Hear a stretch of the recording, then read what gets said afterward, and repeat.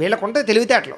వీళ్ళు చాలా బ్రహ్మాండంగా షార్ప్‌గా బ్రెయిన్ పనిచేస్తూ ఉంటుంది. కానీ ఆ పని చేసేటటువంటి బ్రెయిన్ వీళ్ళ చేత కొన్ని రకాల తప్పులు అస్తమాటు చేయిస్తూ ఉంటుంది. తద్వారా ఏమిటంటే కనుక వీళ్ళు చేసే పని తెలివైందైనా, గొప్పదైనా ఒక్కొక్కసారి తడబాటు పడిపోతూ ఉంటారు.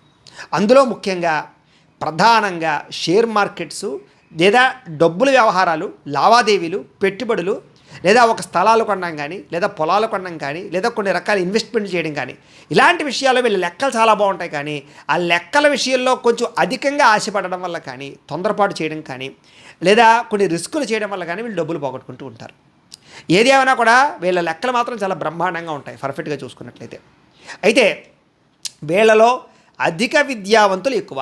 అంటే చదువు పట్ల ఆసక్తి కానీ, చిన్నప్పటి నుంచే చదవాలన్న తపన కానీ, చదువు యొక్క గొప్పతనం తెలుసుకోవడం కానీ, లేదా చదువులో ఎక్కువగా ఉత్తీర్ణత సాధించడం కానీ ఎక్కువగా ఉంటుంది. ముఖ్యంగా ఇందులో ఎంప్లాయీస్ అంటే ఉద్యోగాలు చేసేవాళ్ళు చాలామంది ఉంటారు. అందులో ఈ రాశిలో పుట్టినటువంటి వారికి గవర్నమెంట్ ఉద్యోగ అవకాశాలు చాలా సునాయాసంగా వస్తాయి. అందులోనూ కూడా కష్టపడే ఉద్యోగాలు కాకుండా కాస్త ఫ్యాన్ కింద, ఏసీల కింద కూర్చునేటటువంటి ఉద్యోగాల అవకాశాలే ఎక్కువగా ఉంటాయి వీళ్ళకి. అలాగే కంప్యూటర్ పరమైనటువంటి ఉద్యోగాలు కానీ, ప్రైవేటు ఉద్యోగాలు చేసే వాళ్ళకు కూడా సాఫ్ట్వేర్ ఉద్యోగాలు కానీ, ఏదైనా సరే భోగపరమైనటువంటి ఉద్యోగ అవకాశాలు ఎక్కువగా ఉంటాయి వీళ్ళకి. అంటే శారీరక శ్రమ తక్కువ ఉంటుంది, బ్రెయిన్కి పని ఎక్కువ ఉంటుంది. అలాంటి ఉద్యోగాలు ఎక్కువగా వస్తుంటాయి వీళ్ళకి. ఏదేమైనా కూడా అనేక రకాల భాషలు మాట్లాడగలిగేటటువంటి సామర్థ్యం వీళ్ళకి ఉంటుంది. వేరే దేశాలు కానీ, వేరే ప్రాంతాలు కానీ వెళ్ళినా కూడా వీళ్ళ వాక్చాతుర్యం వల్ల కానీ, వీళ్ళ మాట తీరు వల్ల కానీ ఎదురు వాళ్ళని చాలా బ్రహ్మాండంగా ఆకర్షించుకోగలుగుతారు.